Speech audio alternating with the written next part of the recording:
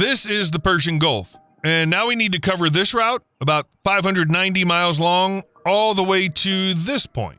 Under Saudi Arabia's plan, huge cargo ships carrying all kinds of goods are supposed to pass through here, and that's despite the fact that this entire area is solid mountains. See for yourself. There's basically no infrastructure here at all. So how does the country plan to send ships through a place like this? Although that's not even the biggest problem. Take a look over here. This is Yemen, and according to the plan, part of Saudi Arabia's route would have to pass through the territory of a country that's been trapped in a civil war for years. And if you're wondering why they would take such a risk and cut straight through the mountains, it's because Saudi Arabia doesn't really have another option. Right now, a blockade of the Strait of Hormuz is not just a problem because of oil and gas. The Persian Gulf countries also supply roughly 1/3 of all nitrogen fertilizer on the global market. And a closed Hormuz would be a disaster for the Gulf states because they import even the most basic resources. That's the problem Saudi Arabia is trying to solve. So how exactly are they planning to pull off something this ambitious? And would it really help ships bypass the Strait of Hormuz? Let's find out. Let's start by understanding how the Gulf states can be so dependent on a single strait and the container ships passing through it. Just look at this place. It's almost nothing but desert, literally.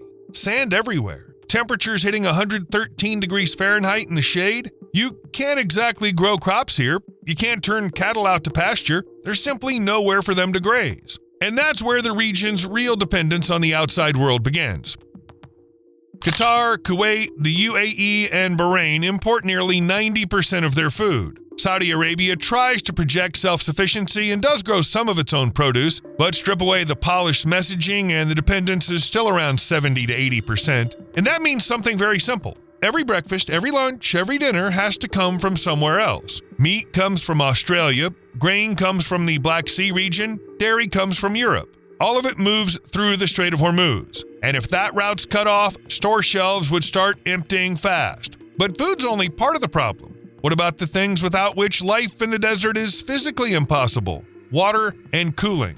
That's where the situation becomes truly alarming. There are no rivers, almost no lakes, rain is rare, so the entire region relies on the only real option it has, desalination plants. And that leads to, well, you'll see it on the map in a moment. In Saudi Arabia, roughly 50 to 60% of the water supply comes from desalination. In Qatar, it's about 40%, in the UAE, roughly half. In Bahrain, also about 40%, and then there's Kuwait, where dependence on desalination facilities reaches as high as 90%. Sounds like a lifeline for desert countries? It is. But now let's look at what technology actually requires. Desalination plants do not simply take seawater and turn it into fresh water. There are highly complex systems built on membranes, chemicals, pumps, and electronics. And those components are not produced locally. It all has to be shipped in from abroad by sea. If a container carrying replacement filters doesn't arrive on time, a plant can start choking up. Water production drops, and if it seems like only the Gulf countries depend on the rest of the world,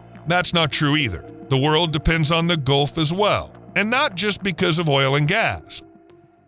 Right now, massive shipments of fertilizer, roughly 1 million tons, are stuck in the Persian Gulf and can't get out. Wait a second, fertilizer in the desert? In countries where almost nothing grows? It sounds paradoxical, but it's a very real problem, one that affects countries all over the world. The explanation's actually pretty simple. Modern nitrogen fertilizers are basically natural gas in packaged form. And that's where Qatar and Saudi Arabia come in. They have so much gas that they can do far more than cover their own needs. They can produce fertilizer on an enormous industrial scale and do it at a lower cost than almost anyone else in the world. And once you see the numbers, you realize just how serious this is. About 30% of the world's maritime fertilizer exports come from the Persian Gulf countries. And if we look specifically at urea, the world's most widely used fertilizer, the share's nearly half. Do you see the whole scale? If this system starts slowing down, the whole world will feel it very quickly. Take Brazil, for example. It's a giant in soybean and corn production,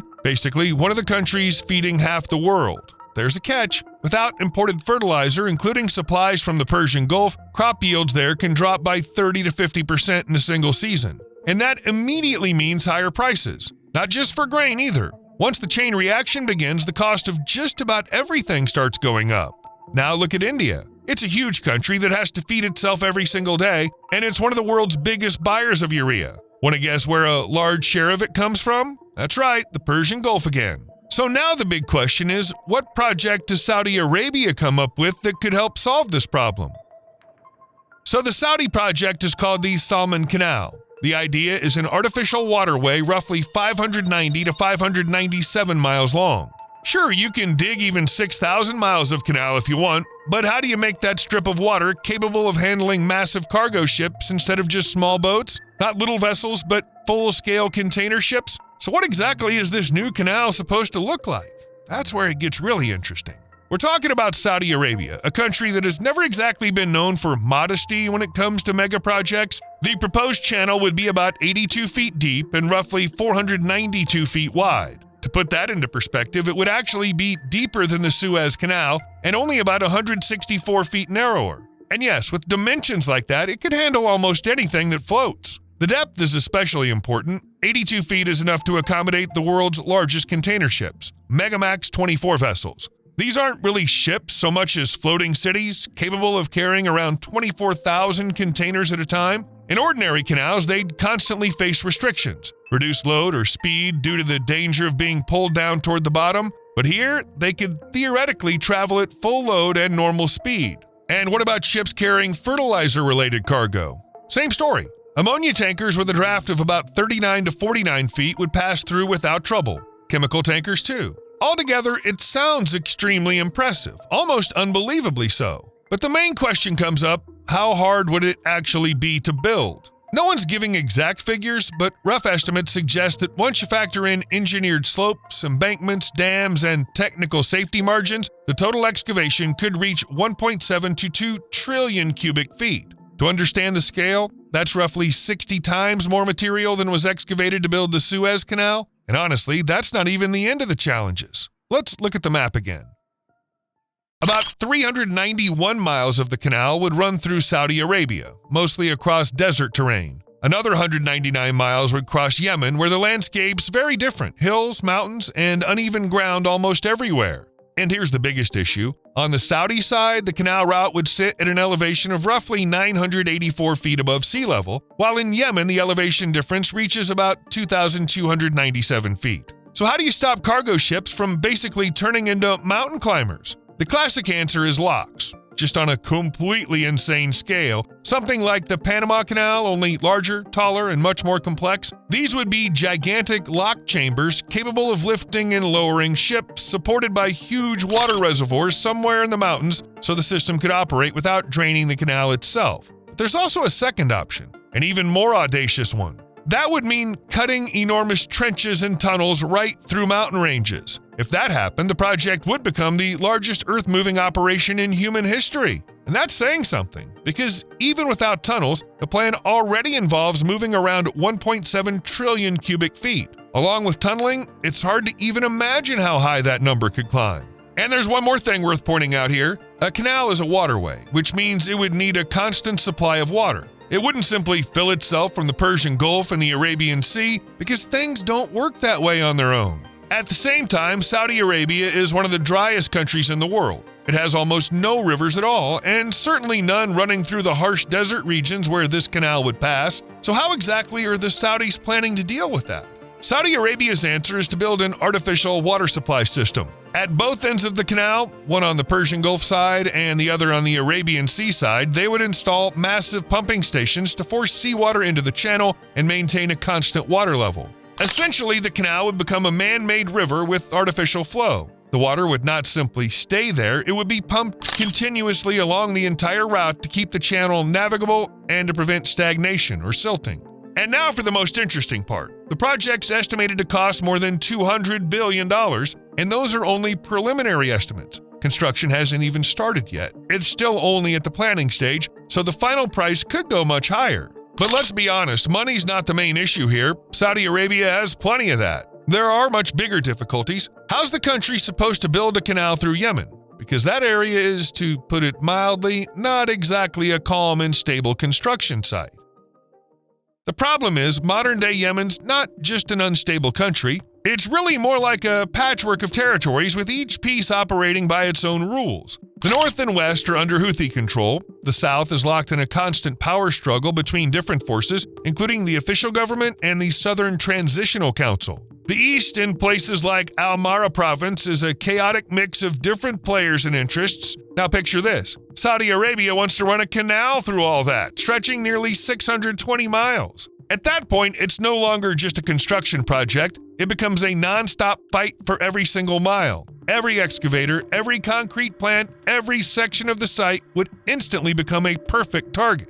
And then add modern reality to the equation. Anti-tank weapons that can be hidden almost anywhere and cheap attack drones that can be launched practically every day. And so you're not simply building a canal, you're trying to secure hundreds of miles of exposed territory. So maybe Saudi Arabia could just make a deal with the official government and let it handle the problem? That still solves nothing. In Yemen, real power belongs to the people with the guns. There's a reason the official government still hasn't managed to stabilize the country. Okay, let's say that somehow by some miracle Yemen quiets down and the canal actually gets built. Can we then say the ships would be safe? Not at all. A canal is a fixed, highly vulnerable target. You can't hide it, you can't realistically protect its entire length with air defenses. One successful act of sabotage at a lock or pumping station would be enough to shut traffic down and cause billions of dollars in damage. And that leads to the obvious question, so how exactly does Saudi Arabia plan to get around this problem? After all, the Salman Canal is really important not only to the Saudis themselves, but to their neighbors as well.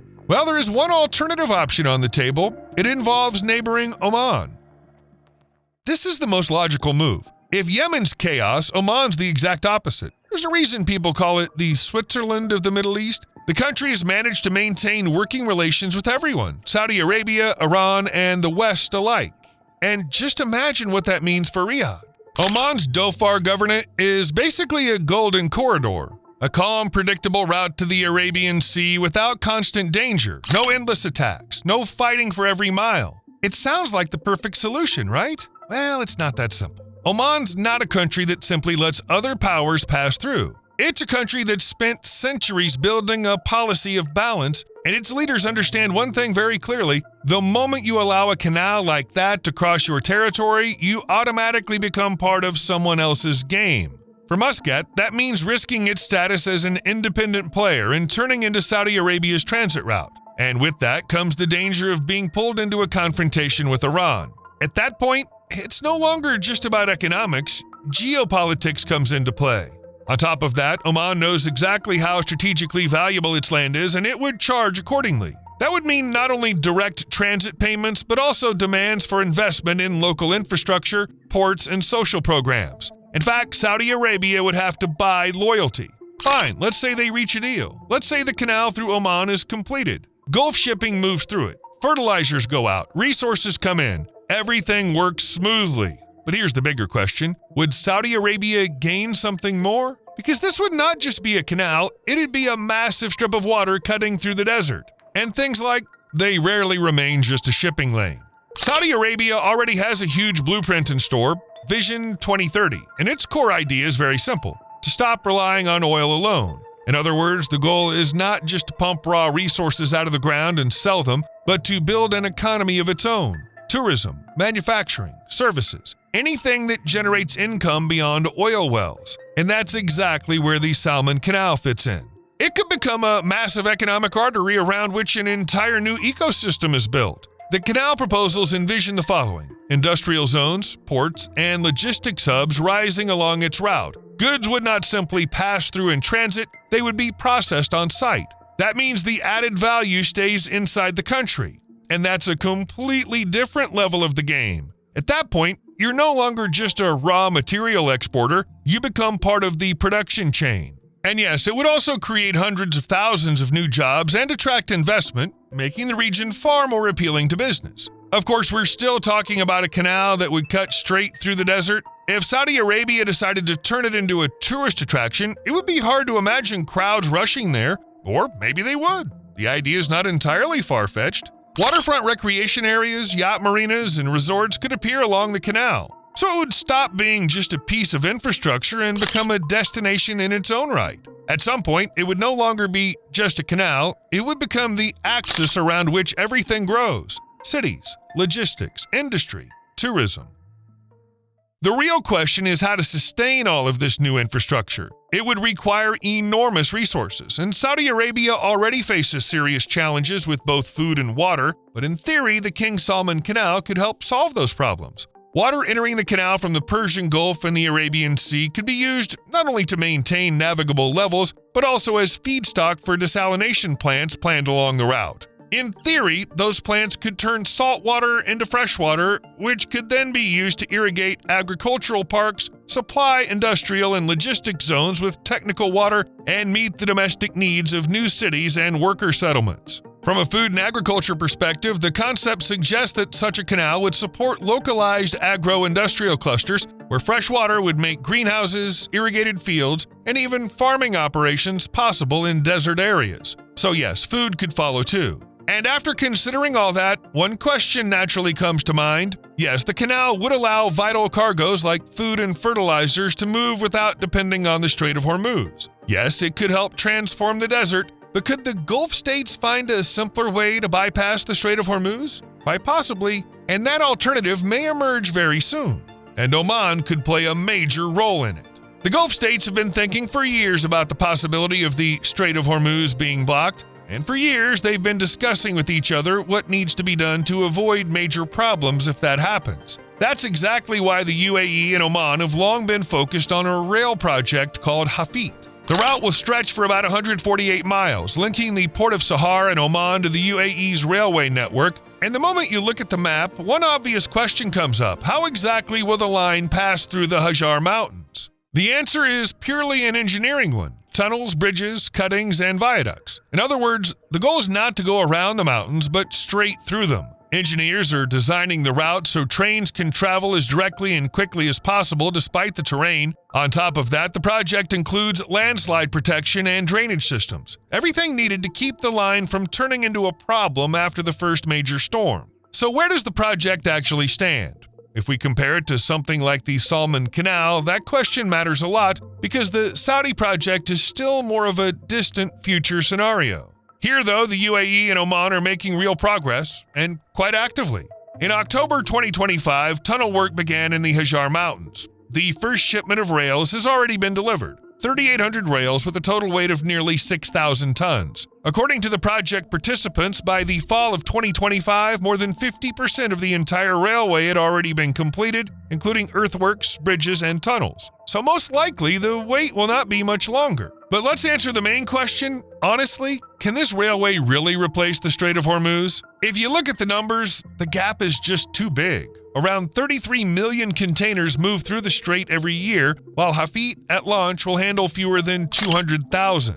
A single container ship can carry up to 20,000 containers in one voyage. A freight train carries about 280. The scale's simply not comparable. But that was never the goal. It's not a replacement, it's a backup plan. And a backup plan for the things that matter most: medicine, electronics, spare parts, food, all the essentials without which an economy can start collapsing in a matter of days. If something goes wrong, cargo can be unloaded in Sohar and delivered farther into the UAE in about an hour and a half. For business, that's a massive difference. Instead of waiting for weeks in a danger zone, companies can quickly secure critical supplies. That leads to the next question. Can Oman's port of Sahar handle a sudden surge if traffic is redirected there? While the port's already been expanded and is still growing, its current capacity is estimated at roughly 3.5 to 4 million containers a year, plus tens of millions of tons of bulk and general cargo. It also has room to keep expanding, with more than 11,000 acres of industrial land available for factories and warehouses, which means some cargo can be processed right there on site instead of overwhelming the terminals.